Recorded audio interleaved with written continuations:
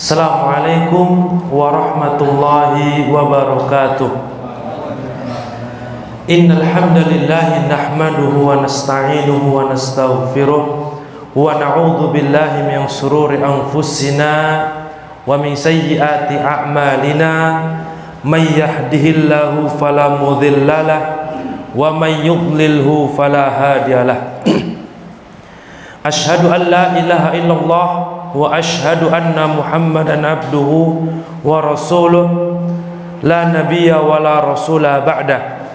Qala Allah ta'ala ya ayyuhalladzina amanu taqullaha haqqa tuqatih wa la tamutunna illa wa antum muslimun. Wa qala Rasulullah sallallahu alaihi wasallam ittaqillaha haitsuma kunta wa atbi'i sayyi'atal hasanata tamhuha wa khaliqin nasa bi khuluqin hasanin. Amma ba'du. Bapak-bapak, ibu-ibu, jamaah yang dirahmati Allah Subhanahu wa taala, kita bersyukur kepada Allah yang masih memampukan kita untuk bisa sampai ke tempat ini dalam rangka yaitu untuk menuntut ilmu. Salawat beserta salam tercurah kepada Nabi Muhammad sallallahu alaihi wasallam. Jamaah yang dirahmati Allah, kita masih melanjutkan yaitu surat An-Naba yang insyaallah di malam hari ini kita masuk kepada ayat yang ke-37. Ayat yang ke-37. Saya bacakan. Allah Subhanahu wa taala berfirman, Rabbis samawati wal ardi wa ma bainahumar rahman la yamlikuna minhu khitaba. Rabbis samawati wal ard. Rabb, ya, langit dan bumi dan apa-apa yang ada di antaranya. Ar-Rahman, la yamlikuna minhu khitaba, tidak memiliki khitaba, yaitu kemampuan untuk berbicara kepada Allah Subhanahu wa taala. Jamaah yang dirahmati Allah, di situ harokat ba itu kasroh atau dhammah.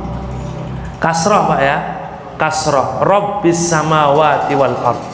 Rabbi. Maka ini tentunya merujuk kepada qiraah Asim. Qiraah Asim, Hafiz an Asim, ya. Qiraah Hafiz dari Asim yang kita Al-Quran yang sekarang apa? Sekarang ada di tangan kita itu Hafiz an Asim. Tetapi ada juga yang membaca marfu, Rabbus samawati wal ard wa ma bainahumar rahmanu. Di situ Rahman kasroh atau marfu? Kasroh atau dhammah? Apa? Kasroh ya. Ar-Rahman itu kasroh. Nah, ada yang membaca Rob dengan Rahman itu apa? Dhammah. Rabbus samawati wal ard wa ma bainahumar rahmanu. Nah, ini. Kenapa tadi kalau kasrah tadi dari riwayat apa? Hafiz an Asim. Kalau marfu atau dhammah itu dari riwayat Nafi, Ibnu Katsir, di antaranya juga Abu Amr, Abu Ja'far dan yang lainnya. Nafi yang terkenal itu Nafi. Dari qiraah Imam Nafi. Jadi Rabbus samawati wal ard wa ma bainahumar rahman, rahmanu. Tetapi sekali lagi ya kita menggunakan riwayat Hafiz an Asim. Kalau kita menggunakan riwayat Nafi, nanti yang terjadi apa? Jamaah ataupun kaum muslimin di Indonesia belum familiar. Kita baca Rabbus samawati, tapi kayaknya nggak berpengaruh karena banyak imam yang salah di aja makmumnya, kan begitu ya. Gimana Pak? Orang ngerti ya Pak? Nggak ngerti Pak ya. Padahal ya ini sedikit cerita. Dulu kami ketika di Cilacap itu salah harokatnya saja sudah diislah, sudah diperbaiki. Harokatnya salah, ya. Harusnya panjang kemudian pendek atau sebaliknya, itu sudah diperbaiki. Di belakang itu bukan ribut apa ya, suaranya menyaut kan begitu, langsung disaut sama makmum. Ini salah harokat atau panjang pendeknya. Nah, kalau di tempat kita ya masih mungkin tasamuh ya, tadi mungkin kata beliau banyak di antara kaum muslimin pada saat ini ya belum menghafal atau tidak hafal ayat yang dibaca oleh imam. Maka wallahu a'lam bishawab, afdolnya bagaimana? Afdolnya ya boleh membaca yang panjang kan begitu. Tetapi ketika memang di situ makmum hafal, maka afdol juga membaca apa yang dihafal oleh makmum. Jamaah yang dirahmati Allah Subhanahu wa taala, jadi Rabbis samawati wal ard menggunakan qiraah Hafs an Asim. Rabbi itu atof itu mengikuti. Dalam bahasa Arab sedikit, tidak mungkin awal kalimat itu kasroh, nggak mungkin. Dalam bahasa Arab awal kalimat tiba-tiba kasroh, nggak mungkin. Al-masjidi, nggak mungkin, ya. Atau al-masjidu kabirun kan begitu, tiba-tiba al-masjidi kabirun, nggak mungkin. Hukum asal dalam bahasa Arab, kata pertama kalau itu isim bukan fiil, itu pasti marfu. Apa marfu itu? Dhammah. Ya, kalau misalkan dia ada harokatnya, seperti insya Allah pernah belajar bahasa Arab, kalau misalkan mufrad atau jamak taksir itu marfu. Tapi kalau jamak mudzakkar salim dia menggunakan waw, al muslimuna bukan al muslimina. Jadi hukum asalnya pertama kalau itu isim ya, kata benda, maka pertama marfu, yaitu dhamma. Tapi kenapa di sini Robbi? Ini kan awal ayat. Robbi, kenapa? Ternyata Rabbis samawati wal ard hukumnya mengikuti ayat sebelumnya, yaitu apa? Jazaa'am mir rabbika. Min rabbika. Rabbika itu apa? Baknya harokatnya apa? Kasroh. Maka ayat 37 itu awalnya Rabbis sama itu mengikuti apa? Hukum Rabbika. Mudeng atau mubeng Pak? Insya Allah. Gimana Pak? Ya, jadi itu sedikit untuk menjelaskan hukumnya. Oh, ini kok kalau kita baru belajar bahasa Arab masa langsung kasroh awal kalimat kan begitu. Maka tadi i'rabnya hukum ini mengikuti ayat sebelumnya. Maka kalau menggunakan riwayat Nafi, selesai. Riwayat Nafi apa? Dibaca Rabbus sama. Ya sudah, selesai berarti. Tidak ada masalah dalam hal ini.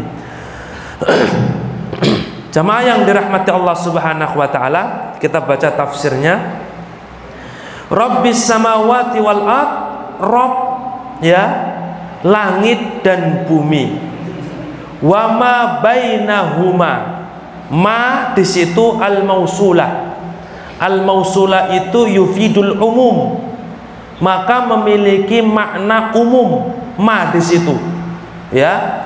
Wa ma, dan apa-apa di antara keduanya. Dan apa-apa di antara keduanya. Maka jamaah yang dirahmati Allah Subhanahu wa taala, terkadang ketika Allah Subhanahu wa taala ingin mengatakan penghuni atau orang yang mendapatkan taklif di tempat tersebut, Allah Subhanahu wa taala menggunakan tempatnya, bukan menggunakan penghuninya. Kami ulangi lagi. Ketika Allah ingin mengungkapkan orang-orang yang menghuni suatu tempat, Allah itu tidak mengatakan penghuninya, tapi mengatakan tempatnya. Kadang-kadang begitu. Contoh, ketika Allah mengatakan dalam surat Al-Hajj ayat ke-45, Wa ka'ayyim min qaryatin ahlaknaha, dari suatu kampung yang telah kami apa? Yang telah kami binasakan. Kampung atau qaryah tadi tempat yang kami binasakan, wahya dhalimah, karena kampung itu dhalim. Kira-kira mungkin nggak kampung berbuat dhalim? Nggak mungkin. Yang dimaksud di sini adalah penghuni kampung. Begitu pula dalam ayat ini ketika Allah Subhanahu wa taala mengatakan Robnya langit dan bumi, itu maknanya apa? Robnya langit dan bumi dan penghuninya.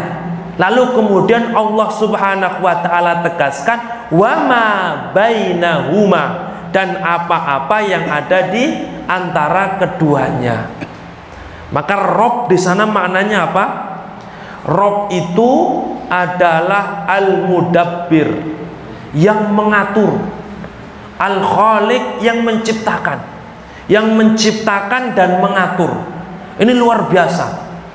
Ada orang yang dinisbatkan kepadanya, kalau manusia dinisbatkan kepadanya itu bukan merupakan sifat yang sempurna. Contoh, ada anaknya siapa ini? Anaknya Bapak Fulan, kan begitu? Anaknya Bapak Fulan. Tetapi ketika kita telisik secara syar'i, itu apa? Titipan dari Allah, kan begitu? Bisa nggak dia setting, dia atur anak yang mengandung di perut istri saya, kandungan kedua harus perempuan? Nggak bisa, ya kan? Ketika kemudian harus perempuan, syaratnya yang kedua harus yang cerdas, yang ketiga warna kulitnya seperti ini, yang keempat bentuk rambutnya seperti ini. Nggak bisa, tidak bisa dia. Walaupun ada yang mengatakan bisa diatur untuk apa? Mengandung laki-laki atau perempuan. Tapi itu cuma sekedar apa? Sekedar perkiraan, kepastian tidak bisa. Kepastian tidak bisa. Tetapi ketika Allah mengatakan Robnya langit dan bumi dan yang ada di keduanya, Allah yang menciptakan, Allah yang mengatur. Maknanya apa? Allah Subhanahu wa taala berperan dari awal. Kalau kita yang mengatur Indonesia, Bapak Presiden, apakah Bapak Presiden itu yang memerdekakan Indonesia? Bukan. Presiden sekarang kan bukan, ya, dia hanya menggantikan presiden sebelumnya, kan begitu. Tetapi ketika kita katakan yang mengatur, ataupun di dalam ayat ini yang mengatur langit dan bumi dan antara keduanya, itu apa? Allah Subhanahu wa taala. Siapa yang diatur, itu yang diadakan oleh Allah Subhanahu wa taala. Jadi Allah memulai dari awal, diciptakan, kemudian disempurnakan penciptaannya, dan kemudian diatur. Masya Allah, ini luar biasanya Allah Subhanahu wa taala. Ar-Rahman. Nah, di sini Allah Subhanahu wa taala menyebut dengan nama Allah, yaitu apa? Ar-Rahman. Jadi nama Ar-Rahman itu khusus untuk Allah. Sekali lagi, nama Ar-Rahman itu khusus untuk Allah. Tidak boleh manusia dinamai dengan Ar-Rahman. Nah, makanya kalau ada namanya Abdurrahman, panggil sempurna. Menurut Syekh Fauzan, di sini tidak layak kalau namanya Abdurrahman dipanggil belakangnya saja. Mending dipanggil Dur, mending. Tapi kalau dipanggil Rahman, itu khusus untuk Allah, khusus untuk Allah Subhanahu wa taala, ya. Nama-nama yang khusus untuk Allah diantaranya Rahman tadi, ya, Rahman. Maka kalau namanya Abdurrahman, panggil Abdurrahman. Walah, kepanjangan Ustaz. Dur, nah, kan gampang. Karena kalau Dur selamat, tapi kalau Rahman dan Abdurrahman itu doa, kan begitu, hambanya Ar-Rahman. Jemaah yang dirahmati Allah, apa itu Rahman? Adalah zat yang memberikan kasih sayang. Zat yang memberikan kasih sayang. Mengapa Allah sebut Ar-Rahman di sini? Karena Ar-Rahman Ar-Rahman itu mengandung nama Allah yang di situ mengandung apa? Sifat bahwasanya Allah memberikan kasih sayang. Bentuk kasih sayang Allah Subhanahu wa taala adalah ayat-ayat sebelumnya, yaitu untuk orang-orang yang bertakwa mafaza, mendapatkan apa? Mendapatkan surga. Kan begitu. Hadaiqa wa a'naba. Apa namanya hadaik? Yaitu taman-taman dan a'nab, pohon-pohon anggur. Nah, inilah bentuk kasih sayang Allah Subhanahu wa taala kepada orang-orang yang bertakwa, diberikan surga. Dan bentuk kasih sayang Allah Subhanahu wa taala kepada orang-orang yang bermaksiat, diberikan apa? Neraka. Kira-kira orang dapat neraka itu kasih sayang atau tidak? Kasih sayang atau tidak, Bapak Ibu-ibu? Orang dapat neraka itu merupakan keadilan Allah Subhanahu wa ta'ala, kebijaksanaan Allah Subhanahu wa ta'ala. La yamlikuna minhu khitaba. La yamlikun, tidak memiliki. Makna tidak memiliki di sini adalah al-qudrah, nafyul qudrah, yaitu meniadakan kemampuan. Maknanya bukan dia tidak punya, dia punya sifat berbicara tapi tidak mampu untuk dia katakan pada saat itu. La yamlikuna minhu khitaba, tidak ada yang bisa berkata-kata di hadapan Allah. Maka Bapak Ibu-ibu jamaah yang dirahmati Allah, yang dimaksud dalam ayat ini apa? Ketika Allah Subhanahu wa ta'ala kumpulkan manusia, maka tidak ada yang bisa berbicara kepada Allah Subhanahu wa ta'ala. Tidak ada yang bisa. Dan ini merupakan azab untuk orang-orang kafir, khususnya orang-orang kafir yang dia itu musyrik, mensyirikan Allah. Karena kalau orang musyrik itu pintar ngeles. Ditanya, kenapa kamu tidak menyembah Allah, kamu menyembah patung? Apa kata mereka? Haula'i syufa'auna indallah. Mereka mengatakan patung-patung itu adalah zat yang adalah benda yang bisa memberikan syafaat kepada Allah Subhanahu wa ta'ala. Ma na'buduhum illa liyuqarribuna ilallahi zulfa. Kita tidak beribadah kepada mereka, kata orang musyrik, kecuali untuk mendekatkan kepada Allah. Ini orang musyrik, Bapak Ibu-ibu. Jadi mereka menyembah berhala itu dohirnya, tetapi maksud mereka itu kenapa menyembah berhala? Untuk mendekatkan diri kepada Allah. Ini Allah yang katakan langsung. Dan ini merupakan apa? Alasan orang musyrik. Niatnya bagus untuk mendekatkan diri kepada Allah, tapi caranya salah. Nah ini, maka kita untuk beribadah harus berhati-hati. Tidak boleh kemudian kita menyembah kuburan. Kita nggak nyembah kuburan. Kita cuma ingin mendekatkan diri kepada Allah dengan datang ke kuburan tersebut. Nih, kata orang-orang musyrik, kita tidak menyembah patung kecuali untuk mendekatkan diri kepada Allah. Ini kata orang musyrik. Kita tidak percaya yang ngomong Quran.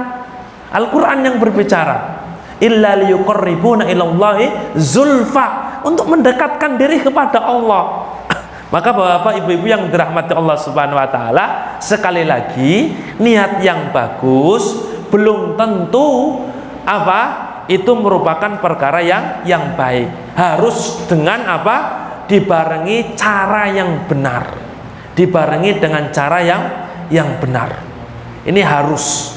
Jadi jamaah yang dirahmati Allah Subhanahu wa ta'ala, maka Allah mengatakan la yamlikuna minhu khitaba, tidak mampu untuk berkata-kata. Maksudnya apa? Agar orang musyrik, ya, diantara sebabnya yaitu agar orang musyrik tidak mudah untuk beralasan di hadapan Allah. Kenapa di dunia musyrik nggak bisa ngomong? Karena sekali lagi mereka pintar untuk ngeles, untuk beralasan. Bapak ibu-ibu yang dirahmati Allah Subhanahu wa ta'ala, dan untuk orang yang beriman, yang dimaksud khitab ataupun berbicara adalah dikatakan di sini yaitu syafaat, memberikan syafaat. Man dzalladzi yashfa'u indahu illa bi'idznih. Siapa yang memberikan syafaat di sisi Allah Subhanahu wa ta'ala kecuali atas izin Allah. Jadi syafaat itu kan merupakan bantuan dari orang yang berhak dari orang yang mendapatkan izin untuk bisa memberikan syafaat agar orang yang masuk neraka bisa masuk surga. Jadi bantuan, adanya bantuan. Misalkan ada kita punya orang tua masuk neraka, sedangkan kita masuk surga dan mendapatkan izin dari Allah untuk bisa memberikan syafaat. Maka apa? Dia berdoa kepada Allah agar bisa memasukkan orang tuanya ke dalam surga. Nah, ini apa? Untuk orang kafir agar dia tidak bisa untuk beralasan. Untuk orang beriman apa? Tidak bisa memberikan syafaat illa bi'idznih, kecuali atas izin Allah Subhanahu wa ta'ala.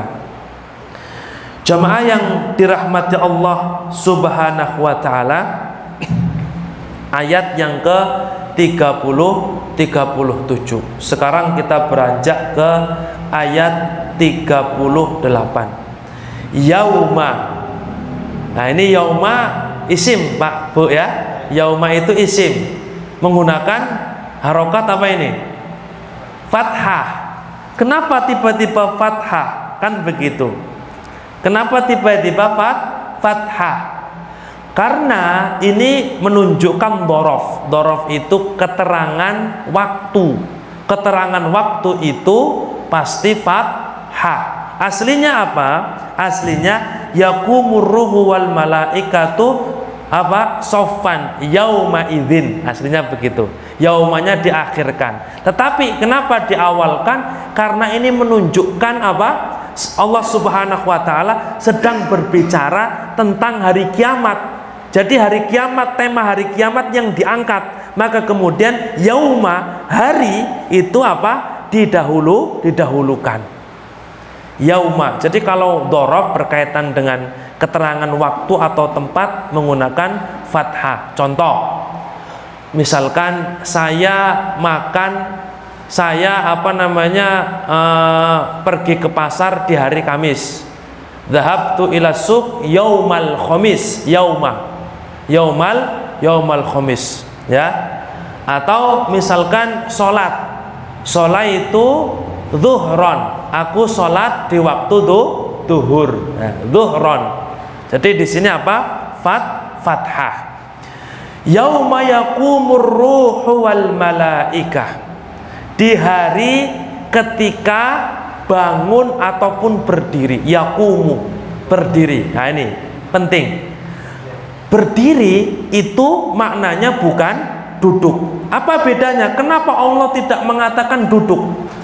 Jamaah yang dirahmati Allah Subhanahu wa ta'ala, Allah mengungkapkan dengan kata yakumu, berdiri. Maknanya apa? Orang-orang ataupun nanti kita jelaskan siapa yang disebut dalam ayat ini, mereka berdiri siap untuk melaksanakan ibadah, melaksanakan tugas yang telah Allah Subhanahu wa ta'ala bebankan. Jadi kalau berdiri berarti apa? Siap-siap.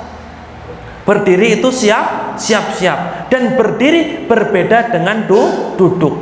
Berdiri lebih menghormati.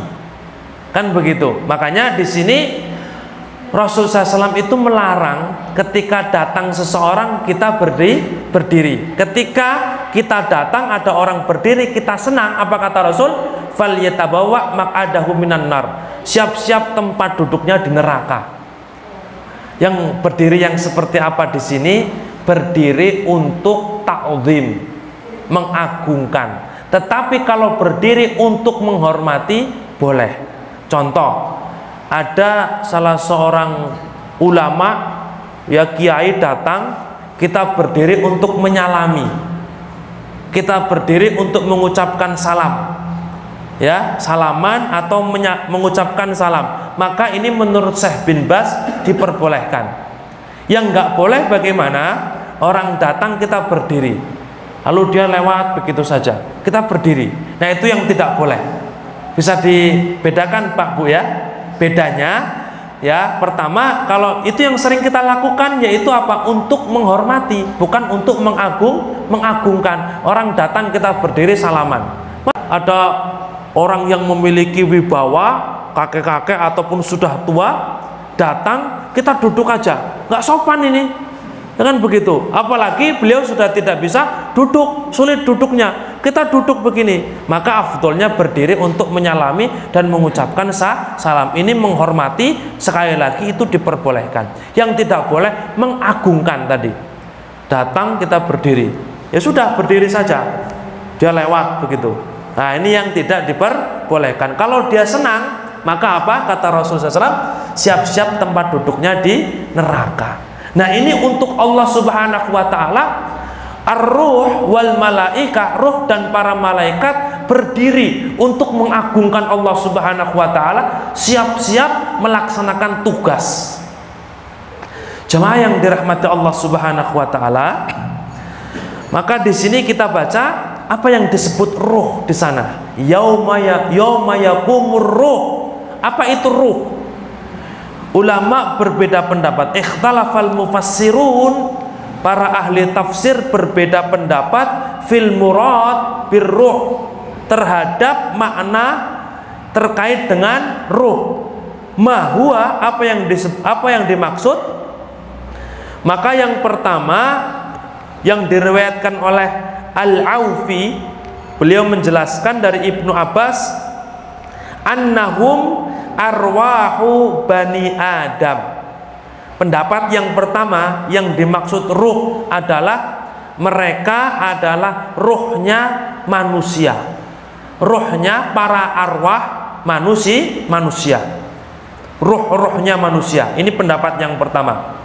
Jadi di hari ketika berdiri ruhnya manusia wal malaikah, dan para malaikat. Ini pendapat yang pertama. Yang kedua, pendapat yang kedua, hum banu Adam, mereka adalah anak Adam, yaitu manusia. Qalahul Hasan wa Qatadah wa qala Qatadah hadza mimma kana Ibnu Abbas yaktumuhu. Ya, jadi ini pendapat dari Ibnu Abbas dan Qatadah mengatakan, yaitu apa? Ini yang disembunyikan, pendapat Al-Hasan dan Qatadah mengatakan ini yang oleh Ibnu Abbas disembunyikan. Jadi kata Qatadah, aslinya Ibnu Abbas mengatakan ini, tapi Ibnu Abbas tidak mengatakan dalam arti menyembunyikan menurut beliau. Yang pertama ruhnya Bani Adam, yang kedua anak Adam. Bedanya apa Bapak Ibu? Manusia itu kan terdiri dari dua, jasad dan ruh. Yang pertama cuma jasadnya saja, cuma ruhnya saja. Pendapat yang kedua, ruh dan jasad.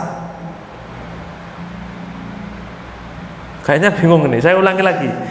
Pendapat yang pertama yang dimaksud ruh adalah ruhnya saja, ruhnya dari para manusia. Kita kan masing-masing punya ruh kita.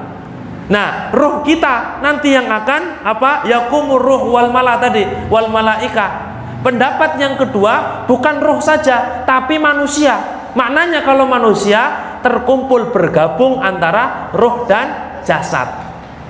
Nah, ini pendapat yang kedua.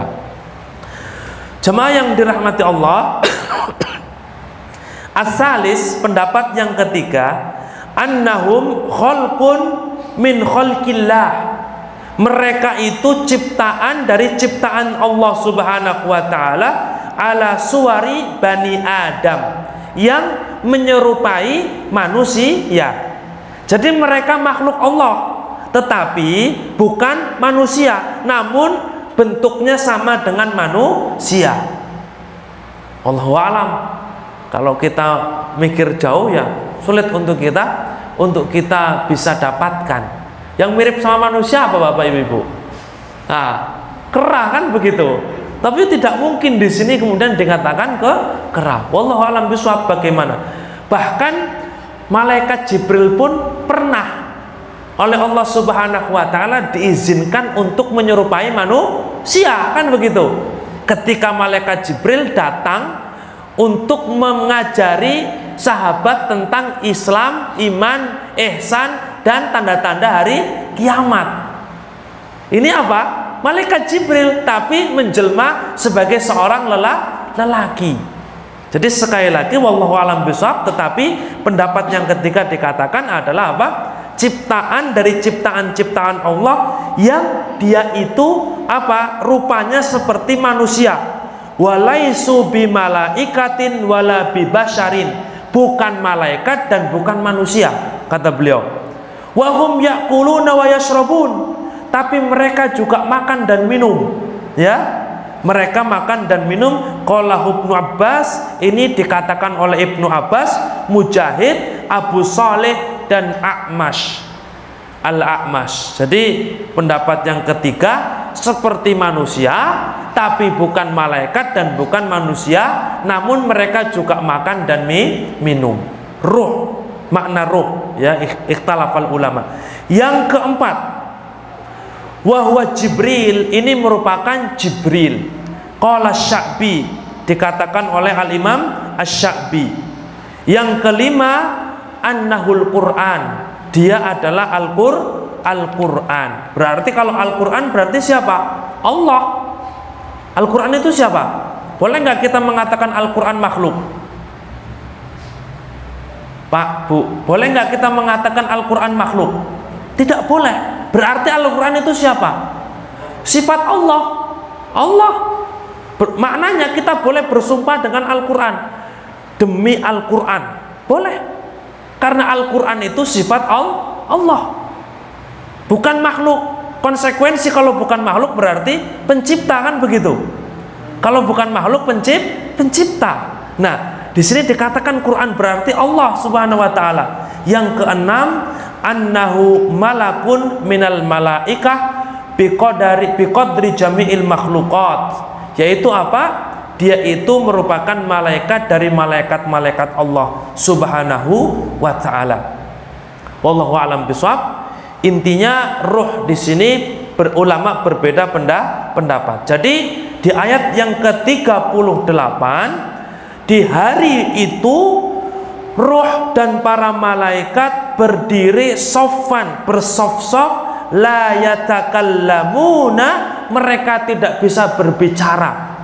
Maka di sini Syekh Abdurrahman As-Sa'di rahimahullah taala menjelaskan, yaitu apa? Syarat boleh berbicara kalimat selanjutnya, illa man adzina lahur rahman, kecuali yang Allah Subhanahu wa taala izinkan, wa qala shawaba, dan perkataannya jujur, benar. Berarti semua makhluk tidak boleh bicara kecuali yang diizinkan oleh Allah dan perkataannya benar. Dua ini syarat berbicara kepada Allah Subhanahu wa taala. Jadi tidak ada yang bisa bicara sekali lagi kecuali yang diizinkan oleh Allah dan yang dikatakan adalah benar. Wa qala shawaba. Maka di antara bentuk izin tadi, Allah memberikan izin untuk memberikan syafaat, dan yang dikatakan shawab, benar. Maknanya apa?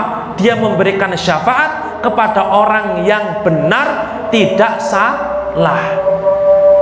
Bagaimana orang yang salah untuk diberikan syafaat? Orang yang tidak diizinkan oleh Allah untuk diberi syafaat. Jadi syafaat itu izin Allah kepada pemberi syafaat dan izin Allah kepada orang yang diberikan syafaat. Izin kedua izin tersebut harus ada. Kalau cuma izin memberikan syafaat tapi yang diberikan tidak diizinkan, tidak akan mungkin terjadi. Pun sebaliknya tidak akan mungkin terjadi. Harus dua-duanya ada. Izin Allah ya kepada seseorang untuk memberikan syafaat dan izin Allah kepada orang agar bisa mendapatkan syafaat. Orang yang diantaranya anak yang soleh, seorang penghafal Al-Quran, lalu mengamalkannya dengan ikhlas, ini bisa memberikan syafaat. Kepada siapa? Orang tuanya. Syarat orang tua mendapatkan syafaat, mati dalam keadaan tidak mensyirikan Allah. Walaupun bermaksiat, jelas tidak mungkin dia masuk neraka kalau dia tidak bermaksiat, kan begitu. Konsekuensi maksiat adalah neraka. Jadi ketika dia masuk neraka, kemudian anaknya ingin memberikan syafaat, maknanya apa? Dia seorang pelaku dosa, walaupun berdosa. Namun sekali lagi, jangan sampai dosa tersebut sampai kepada kemusyrikan atau kesyirikan tadi. Kalau sudah syirik, sudah tidak bisa mendapatkan syafaat dari orang yang mendapatkan izin untuk memberikan syafaat. Jemaah yang dirahmati Allah Subhanahu wa taala, sudah azan lanjut atau tanya jawab, Pak? Gimana? Lanjut sedikit lagi. Karena ini kan kita cuma sampai Isya, jadi kita lanjut sedikit.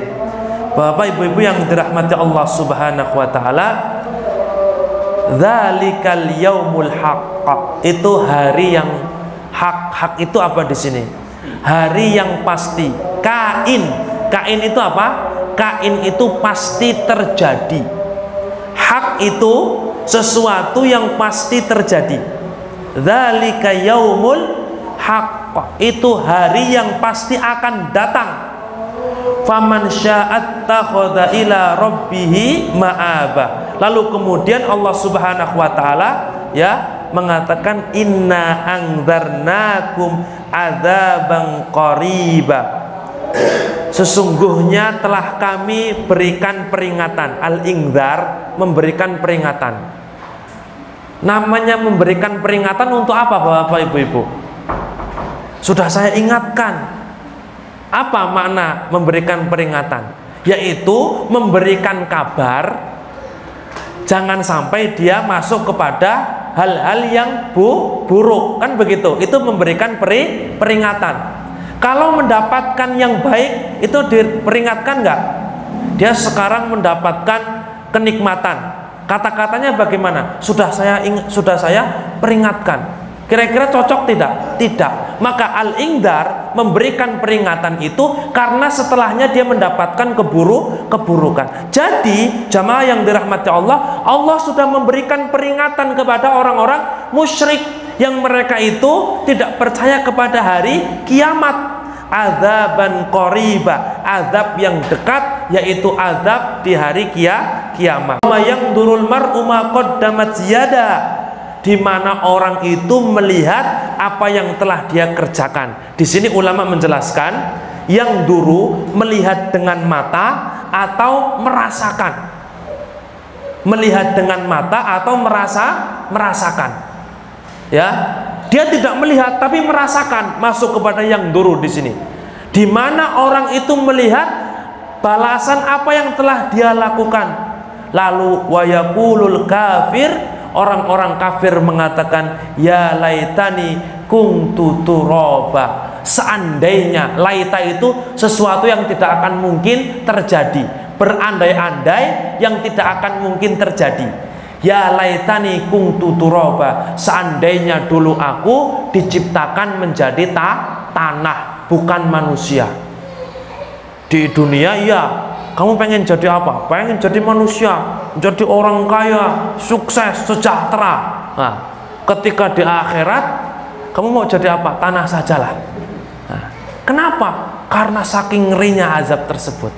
Jadi jamaah yang dirahmati Allah Subhanahu wa taala, alhamdulillah kita telah menyelesaikan surat An-Naba. Maka apa yang bisa kita ambil di sini yaitu bagaimana kisah hari kiamat ini bisa kita renungkan, dan agar jangan sampai kemudian kita itu mengalaminya, ya. Karena kita sebagai seorang muslim, seorang mukmin, mudah-mudahan Allah Subhanahu wa taala istiqomahkan kita dan hindarkan kita untuk berjumpa dengan hari kiamat. Lalu kemudian hari kiamat itu merupakan azab yang disegerakan oleh Allah Subhanahu wa taala untuk orang-orang kafir sebelum mendapatkan azab di neraka. Belum masuk neraka sudah dapat azab, karena hari kiamat khusus untuk orang-orang kafir. Wallahu taala alam bisawab. Jazakumullahu khairan. Demikian mungkin yang bisa kami sampaikan di malam hari ini. Semoga ini bisa bermanfaat dan tentunya bisa meningkatkan keimanan kita di hadapan Allah Subhanahu wa taala. Subhanakallahumma bihamdika asyhadu an la ilaha illa anta astaghfiruka wa atubu ilaik. Wassalamualaikum warahmatullahi wabarakatuh.